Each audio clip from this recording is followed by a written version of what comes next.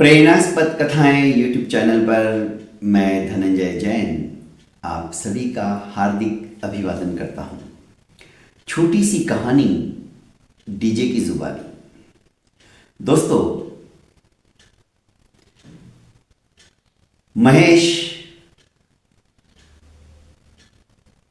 बचपन में ही अनाथ हो चुका था।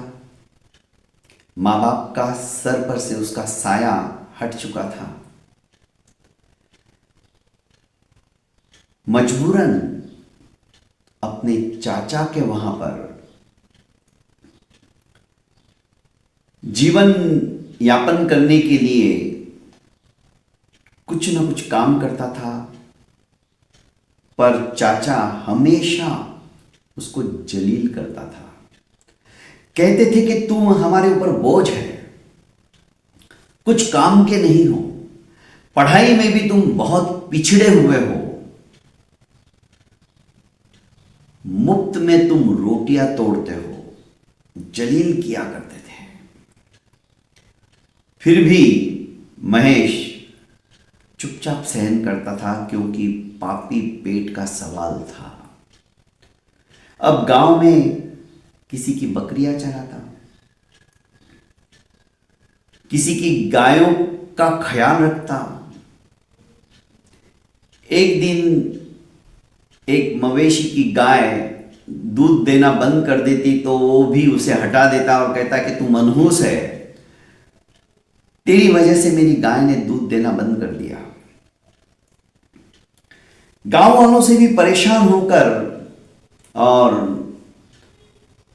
अंकल आंटी से भी परेशान होकर महेश एक दिन भूखा प्यासा ही उस गांव को छोड़कर शहर की ओर चल पड़ा। शहर में एक इमारत का निर्माण हो रहा था। पहुंचते ही उसने देखा मजदूर लोग काम कर रहे थे। ठेकेदार ने उसकी तरफ देखा और कहा, क्या काम करना चाहोगे? इसने बिना कुछ सोचे समझे ही हां में अपना सर हिला दिया। तो ठेकेदार ने कहा, ठीक है, ईंटें उठाओ और ऊपर वाली मंजिल पर पहुंचाओ।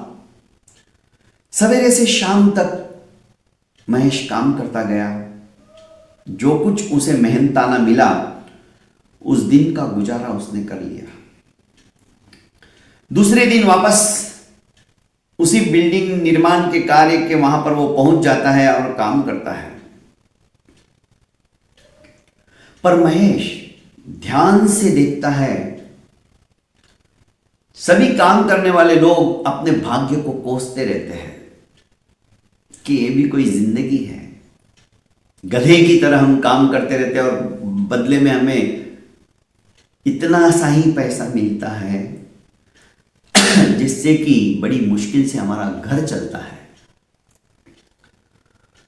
पर महेश उन बातों से परे होकर सोचने लगा और देखने लगा क्या क्या इसमें खूबियां हैं, ये बिल्डिंग कैसे बनती है। बारीकी से वो ठेकेदार की बात को भी समझने की कोशिश करने लगा और बहुत कुछ सीखता गया। खाली समय में ठेकेदार से कहता, सीमेंट में इतना ही पानी क्यों मिलाया जाता है? यदि हमने कम मिलाया तो उसका क्या परिणाम होगा? सीमेंट को तुरंत यूज क्यों किया जाता है? यदि पड़ा रहेगा तो पत्थर क्यों बन जाता है? इस तरह के कई सवाल जो उसके मन मस्तिष्क में उभर रहे थे, वो आसानी से समझकर, सुनकर अपने काम में ध्यान लगाता था। एक दिन धीरे धीरे अपने साथ काम करने वाले जो नेगेटिविटी उनके मन में थी, अपने आप को जो कोसते थे, उन्हें वो समझाने लगा कि कोई भी काम छोटा नहीं होता है। लोग उसकी बातों को समझने लगे और लोग उसे अपना नेता भी मानने लगे कि ये हमें सही दिशा देता है। सबने मिलकर उसे अपना नेता भी बना लिया। एक दिन अब महेश ठेकेदार से कहता है, कि मेरे पे ट्रस्ट रखकर मुझे कुछ बड़ा काम दो। अनमने मन से पहले तो मना कर दिया था, पर ठेकेदार उसे काम सौंप देता है, जिम्मेदारी सौंप देता है। महेश उस जिम्मेदारी को इतनी बखूबी से निभाता है कि ठेकेदार भी बड़ा खुश हो जाता है और कर्मचारी भी। और वो कहता है हम यही काम कम दाम में भी अच्छे से कर सकते हैं। और बड़े बड़े होलसेलर जो थे, सीमेंट वाले, रेती वाले, मिट्टी वाले, खड़ी वाले, इन सब के पास जाकर वो संपर्क करने लगा। और उसने आके ठेकेदार से कहा, ठेकेदार उसकी प्रतिभा से तो खुश था ही। जब ठेकेदार ने सोचा कि चलो इसमें तो मेरा खुद का 2 पैसा बच रहा है, उसने वो रिस्पॉन्सिबिलिटी भी अब महेश को देना शुरू कर दिया। महेश ईमानदार था, कड़ी मेहनती था। मेहनत के साथ में उसने ऊंचाइयों को छूने का संकल्प बना लिया था। वो आकर ठेकेदार को जो कुछ होता था स्पष्ट रूप से और सही सही बता देता था। ठेकेदार बड़ा प्रभावित था उससे। धीरे धीरे ठेकेदार ने सारे गुरु मंत्र उस महेश को समझा दिए। अब महेश ने सोचा, थोड़ा थोड़ा पैसा भी महेश के पास जमा होने लगा था, क्योंकि ठेकेदार खुश होकर जितना उसका मेहनताना रहता था उससे ज्यादा ही देता था। क्योंकि ठेकेदार को उसकी वजह से दूसरे कामों में भी समय और ध्यान देने का वक्त मिल जाता था, और उस काम में भी वो महेश की राय लेता था। क्योंकि महेश बहुत सुलझा हुआ होने लगा था। एक दिन महेश ने सोचा, एक छोटी सी बिल्डिंग का निर्माण मैं करके देखता हूं। और महेश के काम से जो बिल्डर थे वो भी प्रभावित थे, वो भी देखते थे। अब छोटा मोटा ठेकेदार तो महेश खुद बन गया था।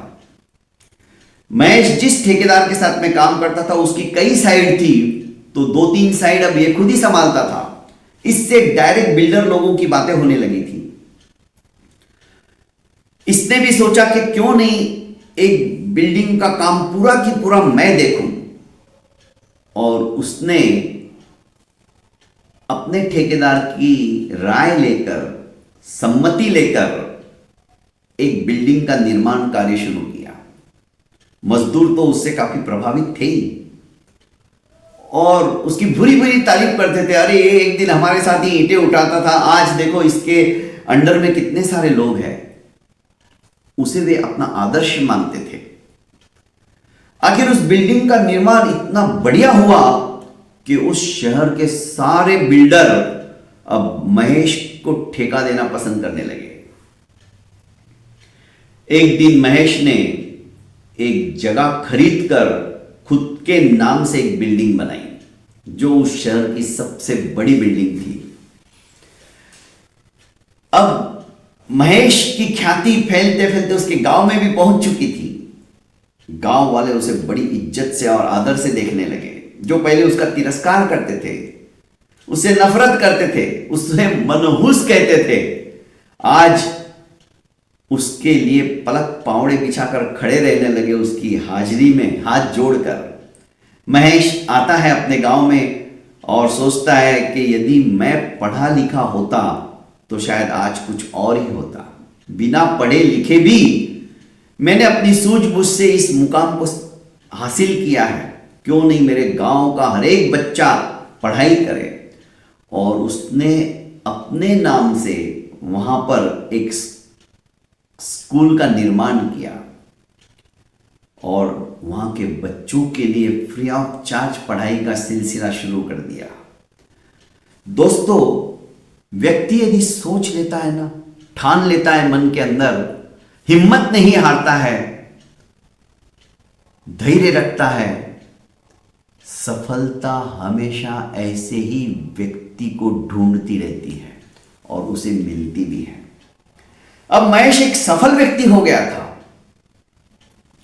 महेश ने वहां पे अनाथ आश्रम भी खोला और अपने पास जो कुछ महेश ने पूंजी इकट्ठी की वो सत्काम में लगाते गया, सत्कार्य में लगाता गया। दोस्तों, लक्ष्मी का सही सदुपयोग करना ही सच्ची बुद्धिमत्ता है, और उस वजह से महेश की ख्याति दिग दिगंत के अंदर फैलती गई।